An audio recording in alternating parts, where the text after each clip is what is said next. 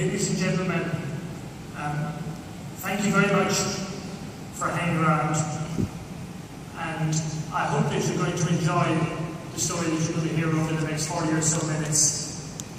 It's quite a personal story, and I don't really make any apology for that, because journalism has always been a passion, and there's been a lot of personal commitment to that. If the story had a starting point, for me it would be the end. That day that Lance Armstrong had what that ABC journalist called an epic downfall, where he became a pariah. That was October 22nd, 2012. On that day, I was driving in London, and I was on the circular road that goes all around London, the M25. And I knew there was a press conference in Switzerland. And I knew that the press conference was going to make an announcement about Lance Armstrong, because all the evidence had been compiled by the United States Anti-Doping Agency, forwarded to the World Governing Body for Cycling, and they were going to adjudicate. So I stop off the M25 and I go into a Starbucks cafe. And I see the president of the World Governing Body, Mr. Pat McQuaid, compatriot of mine, Irish guy, and he makes the announcement that Lance Armstrong deserves to be forgotten, that he had no place in cycling, that the 7 Tour de France titles that he had won were taken away, and that he would officially have a life ban from all involvement in sport. And I felt a strange sense of anticlimax, almost. This had been a huge part of my life for, in a way, almost 20 years, because I first interviewed Armstrong in 1993 when he was 21, and I was a much younger journalist who believed all the stars were heroes. But I listened to this guy telling me that Lance Armstrong deserved no place in cycling, and I was thinking, but you, Mr. McQuaid, you were part of the cover-up. You were one of the people who protected Lance Armstrong. And I felt that sense of anticlimax also because it was a special day in the life of my family, a day I couldn't ignore, in that October 22nd, 2012 would have been the 30th birthday of our eldest son, John, who was killed off his bicycle at the age of 12. And John had always been a big part of my journalism, as you will kind of later discover, in my little talk. So I'm feeling a little bit down rather than any sense of vindication. I was really pleased for my sources, the people who'd helped me tell the truth about Lance Armstrong, the people who were key, because a journalist investigating a story like this is nothing without good sources, and I had outstanding sources. So I rang one of those sources, Betsy Andrea. She lived in Dearborn, Michigan. And I said, Betsy, have you been watching McQuaid? And she said, of course I have. And I said, what do you think? And she said, I have this kind of anticlimax. I don't feel any joy. And I said, I feel the same way, isn't it funny? And I kind of thought at that time, maybe it is true that in life, the hunt is always more enjoyable than the kill. And I said to Betsy, today would have been John's 30th birthday. And she said, you know what, maybe it's John's little birthday gift to you, even though it's his birthday, he's making a gift to you. And I said, Betsy, I'm not sure about that, but it's a lovely thought. And now that I look back, and I think about my life as a sports writer, I see the kid I was at the age of 6, 7 years of age. I knew I wanted to be a sports writer. I went to a school in Ireland, rural, small village school. I loved 2 things. I loved writing, and I loved watching sport. And I kid you not, at the age of 6 or 7, I knew I wanted to be a sports writer. Only thing I ever wanted to be. So I studied English, gave it everything I had. I went to university, I did a degree in English, and I felt, being able to write well was going to be key.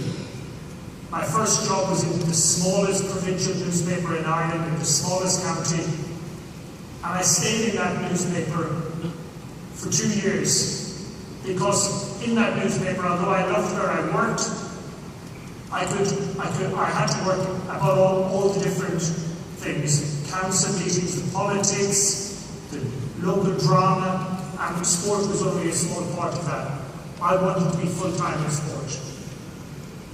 2 years after starting, I got a job in a national newspaper working exclusively in sport. And that really was my dream. The first crusade that I ever had, I was this young journalist. I was interested in football, rugby, we had our daily games, athletics, I wanted to cover the Olympics, I wanted to go to the World Cups. All of that stuff I wanted to do. I'd never been interested in cycling. Nobody in my family had ever done it. But there was an Irish guy at this time, and he was the world #1 cyclist. And I felt he was totally underreported. How can you be so good and your own people don't even know about you? And this guy's name was Sean Kelly. And he lived in Belgium. He'd been born on a small farm in Ireland, close to where I lived. I felt an affinity with him. I wanted to tell the Irish people this guy was a great champion. So I started reporting on him to tell the world how good he was. I brought my family went with me to live in Paris in 1984 when I wrote a book about Sean Kelly. At that time, I was a sports writer and a fan. And being a fan was critical to how I worked. Journalists are like people who draw heavily on their well of enthusiasm. They've got their enthusiasm. Without enthusiasm, they struggle to do their job. So I saw Kelly as a hero. And when I was writing the book on Kelly, I had almost completed it. It was a biography. It wasn't an autobiography. It was my version of him. I could write whatever I liked. Well, I had 3/4 of the book written. I went to see him in a race with my friend Paul Kimmage. We spoke to him for half an hour. When he got up to get on his bike to go to the start of the race, he sat on his bike, and with the cheeks of his backside, he cut the saddle. And he jumped up and down twice, maybe 3 times, he was checking the pressure in his rear tire to make sure it was correct. And as he went up and down, we heard the rattle of pills in his back pocket. And we both thought, my friend and I thought, what can this great hero be doing with pills in his back pocket, going to the start of a bike race? And it was one of those epiphany moments where you think, I've had a revelation here that's completely out of sync with everything I thought. I wrote that book about Sean Kelly. I never mentioned those pills because he was a hero and I was a fan. And in a way, telling the truth was secondary to that. Sean Kelly tested positive in that race. He gave some excuse. He more or less got away with it, and everybody was happy. I always remembered that I had done the wrong thing. Time moved on. I still remained a fan. I had a dream of writing a book about the Tour de France. The dream was realized in 1993. The book I wrote was based on I wanted to write a sporting version of the Canterbury Tales, where I would tell the story of 13 people on this pilgrimage to France and to Paris. That's where they finished. And each day I would go and interview somebody different. The guy I first interviewed for the first chapter of that book was a 21-year-old American cyclist called Lance Armstrong. He was writing his first tour. I wanted him to be my first chapter. We met in a hotel in Grenoble. I instantly liked him. I thought he was brash for sure, but he knew what he wanted from the sport. better than any young sportsman that I've ever interviewed. I mean, I would say, innocent question to him, something like, Lance, you must be really, overawed by the enormity of the tour. And he would say, no, not at all. He said, but my bosses say to me, Lance, you're here to learn. And I tell them, no, I'm here to win. So I asked Lance about his backstory. I said, you've never known your biological dad? And he said, no, he left when I was 1 year of age, so I have no memory of him. He's trying to get back in touch now that I've become a well-known cyclist, but he said, I don't want to have anything to do with him. I said, and your stepdad, you didn't have a good relationship with him? He said, no. He said, the day my mom kicked out my stepdad, he said, was one of the happiest days of my life. He said, all the other kids in school, he said, their parents divorce, and they're crying, and they're upset, and they're tearing their hair out. He said, me, when my mom kicked out my stepdad, he said, I had a party. And I was thinking, wow, this kid is really strong mentally. And I was like the young sports writer, relatively young then, who had got into the lift with a young star on the ground floor. He was going to the top, and I was going to be able to say to people, you know what, when Lance Armstrong was nobody, I was the guy who interviewed him, and I felt an affinity with him. That was 1993. 6 years would pass before Lance Armstrong would win his first Tour de France. And in those 6 years, a lot changed in Lance's life, in my life. Lance basically had a pretty successful career. He was never going to win the Tour de France. He won it 4 times. He didn't do any good. But in one-day races, he was very strong. And he won the World Championships as a 21-year-old in 1993. And that was huge. And he got cancer in October 1996. Life-threatening, stage 3 testicular cancer. Doctors said he had 50% chance of surviving it. He did survive it. He came back to competition in late '98, and he was ready to ride the Tour de France again in 1999. So that had a profound effect on him. In my little life, there were 2 major events that happened between '93 and '99. First was Michelle Smith was an Irish swimmer. She went to the Atlanta Olympics as a swimmer that had been an international for 12 years, and she'd never done very much. Now, Ireland, in the history of the Olympics, had won 4 gold medals up to this point. I mean, we're talking from the start of the Olympics to 1996, the entire country, in all sports, had won a total of 4 gold medals. In Atlanta, Michelle Smith won another 3 gold medals in 7 days. She did this in swimming, where she'd been competing for 12 years and never even got near a final at the Olympics.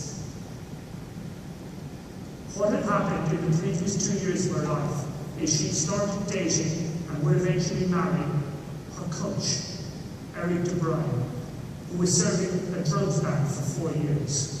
When you looked at Michelle Smith's story, you said, this stinks. The Irish people thought it was the greatest story they'd ever seen. 50% of the Irish population got up at 2 o'clock in the morning because of the time difference. The swimming finals started at 2 o'clock in the morning. Half the population were up at 2 o'clock in the morning watching a sport they had never watched in their lives. 3 journalists, and I'm happy to say I was one of them, said, don't believe this. It was my first year working for the Sunday Times, and my report that week in the Sunday Times said, poison in the golden pool. Michelle Smith would subsequently go on to become a barrister, a very successful barrister working in Dublin now. She's never admitted her guilt, but she did get a ban from sport for trying to defraud drug control. Doping officer came, she poisoned her sample so that it couldn't be tested. And she was banned for that because it was regarded as defrauding drug control. So people did find out the truth in the end. that had a big influence on me, that story, because that was a story where our kids would go to school and the other kids would say, your daddy is not being very nice to Michelle Smith, and my daddy said that's wrong. The kids got a lot of grief about Michelle Smith. The second thing that happened in my life, I've referred to John earlier, our 12-year-old son, on the 25th of June, 1995, had played a football match and was riding his bike home when he was hit by a car and he died instantly. And that was a huge, huge event in our lives. It still is. One of the things I wanted to do when John was killed was to find out even more stories that other people had. And obviously I knew him well, his mum knew him well, his siblings knew him well, but I wanted to find out more because I always wanted us to talk about him. I asked his teachers, his sports coaches, his friends, stories, anything they remembered about John that was special. And two stories have stayed in my mind, above all others. Both were from teachers. The first one was the headmaster in his primary schools told me a story that one day he walked into John's class, and John was about 11, it was a year before he died, and some boy had written on the blackboard silly things that a boy would write during break. The headmaster saw it, he didn't like it, he said, okay, whoever wrote that stuff on the board has got to stand up and admit what they've done. Silence. This is 20 past 12. The kids have break and lunch at 12:30. Nobody says anything, 12:30 comes. The principal doesn't say a word, he sits there. Now it's 10 minutes before 1. And there's only 20 minutes left of lunch break. And the kids are starving. They've got their lunch boxes in their bag, but they can't touch it. And at 5 minutes before 1, 15 minutes before the break would end, John puts up his hand. And the teacher said, yes, John. And John stood up. And he turned to his best friend, Andrew Cannon, and he said, Andrew, we know that you've done this on the board. All you've got to do is to admit to the master that you've done this, and he will accept that, and we can all go and have lunch. And Andrew stood up, and he said, sir, John is right. I did it, and I'm sorry. And the principal, to give him credit, said, Andrew, that's all I needed to know. Everybody is free to go to lunch now. And they all left and went to lunch. And I just loved John's ability to stand up and just get things done. The other story that I heard was from another teacher, and it happened when John was much younger. I think Mrs. Toomey was this woman. She was in her 60s, about to retire, and she said, I'll never forget this story. John was in my class, which meant he was under 7 or 8 years of age. And Mrs. Toomey, Ireland being a very Catholic country, was reading the Christian Nativity play before Christmas. It happens in every school. So she tells them the story about how the baby Jesus was born. Mary and Joseph had lived in Nazareth, and they went to Bethlehem, and the baby Jesus was born in a stable, and the 3 shepherds came to pay their respects, and then the 3 wise men came and they brought gold, frankincense, and various gifts. And then Mary and Joseph went back to Nazareth where they lived. And Joseph was just a humble carpenter. And Joseph had no money. And basically they lived a very modest life. And John put his hand up and he said, teacher, what did Mary and Joseph do with the gold that the 3 wise men brought? And Mrs. Toomey said, John, I've been reading this story for 33 years, and nobody has ever asked what happened to the gold that the 3 wise men brought. And the honest answer is, I don't know. And I thought when Mrs. Toomey said that to me, I said, that is the key to journalism. That question is, put it this way, if anybody ever invited me to Singapore to set up a school of journalism, there would be a little kind of archway into the College of Journalism. And on the archway, in Latin, would be written, "What did Mary and Joseph do with God?" Because that question underpins everything. A, it's obvious. B, you can look like an idiot asking it. And C, the person to whom you ask it is going to feel uncomfortable. So I thought, going forward, I'm going to ask the obvious question. And even if I feel like it makes me a pariah, I'll ask it. So now we jump forward to 1999. Lance Armstrong is winning the Tour de France. Everybody regards it as the most life-affirming story they've ever heard. Lance, this guy who was dying with cancer 3 years ago, has come back and is winning the Tour de France. And I'm the guy who's there saying, sorry, I don't believe it. There's too many obvious questions. For example, Lance, I would have said if I'd had an opportunity at that moment, we have a young French rider in this race, Christophe Passon. He says that the riders are riding this race so fast that they've got to be doping. He says that you can't finish in the top 10 without being on drugs. And you guys, as in everybody else, you've given him a nickname that you mean in a sarcastic way. You call him Monsieur Proper, the French, for Mr. Clean.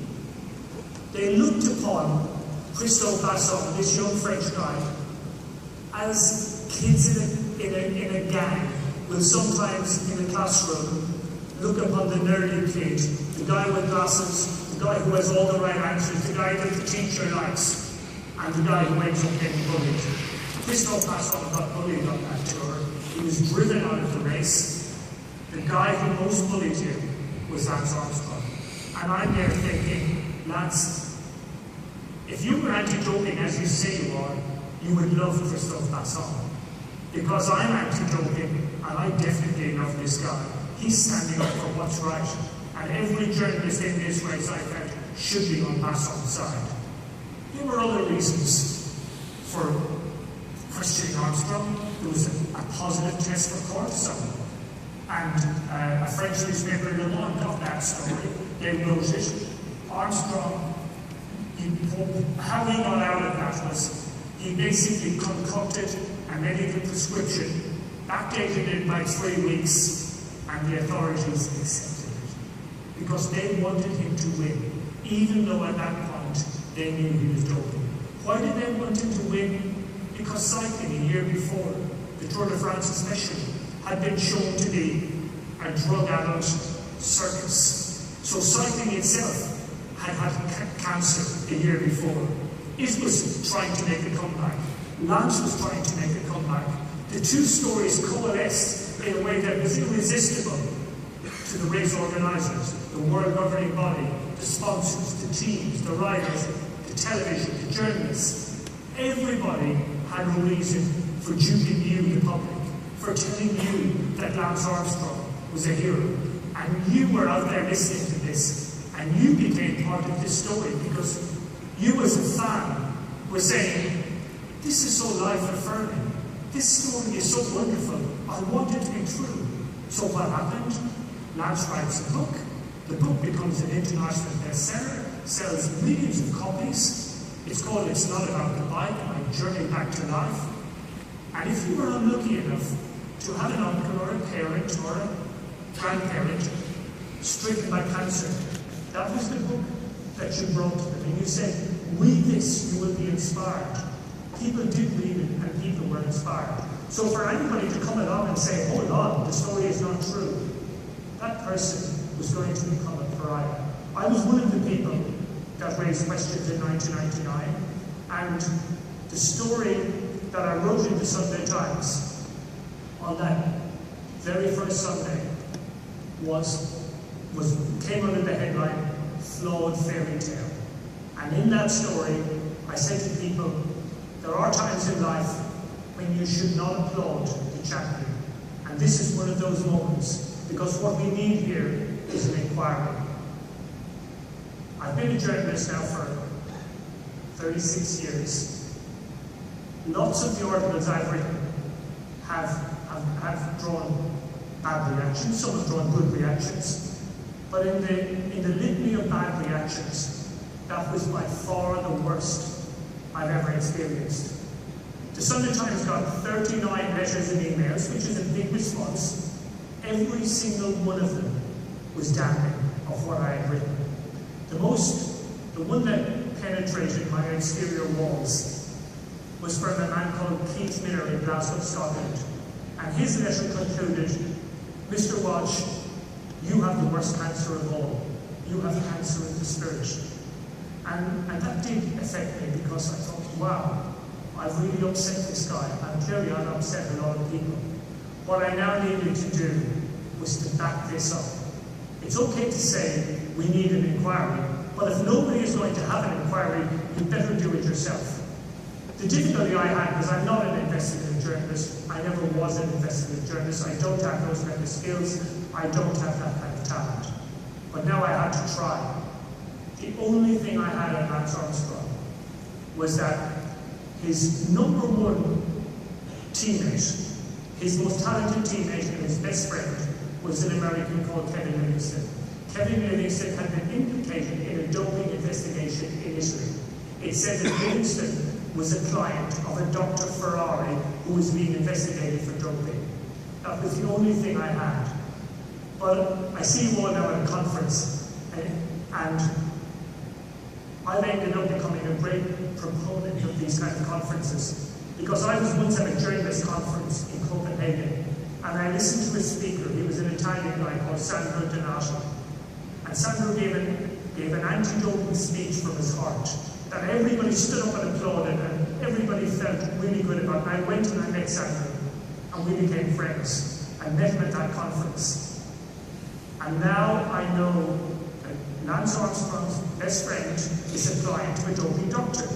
And I think that Kevin didn't go to this doping doctor unless Lance went. And I rang up Sandro Donato, whom I met 2 years before, and I said, Sandro worked for the Italian Olympic Association. I said, Sandro, I know that you know people in the Italian police, the Carabinieri. I said, could you get the Carabinieri to find out, did Lance Armstrong ever go to a town called Ferrara? This is confusing. The town in northern Italy is Ferrara. That's where Dr. Ferrari, as in the car, had his practice. So Sandro went to his friends in the police, and remarkably, the police said, yeah, we'll do that for you, Sandro.